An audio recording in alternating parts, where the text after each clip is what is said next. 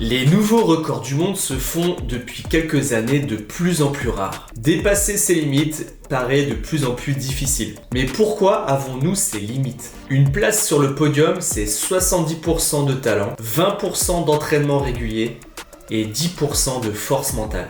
Si l'on parle de talent, un homme moyennement bon sera capable de sauter d'environ 30 cm en hauteur et courra 10 à 15 km/h en dessous d'un athlète de haut niveau. À la Renaissance, des savants comme Léonard de Vinci étudient le corps humain et représentent le corps comme une machine.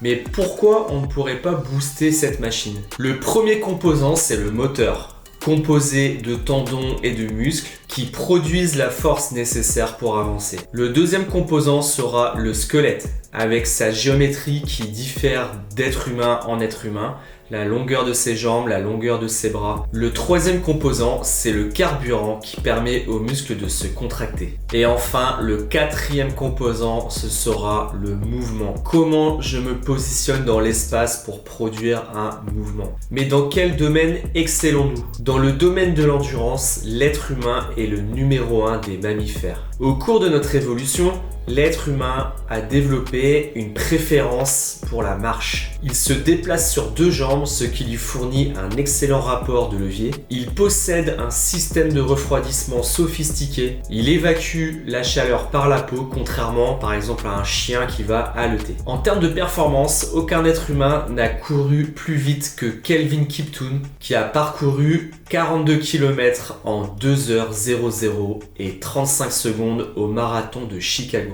Un exploit qui est considéré comme la limite ultime. Car après la biomécanique, un deuxième facteur entre en compte, la respiration.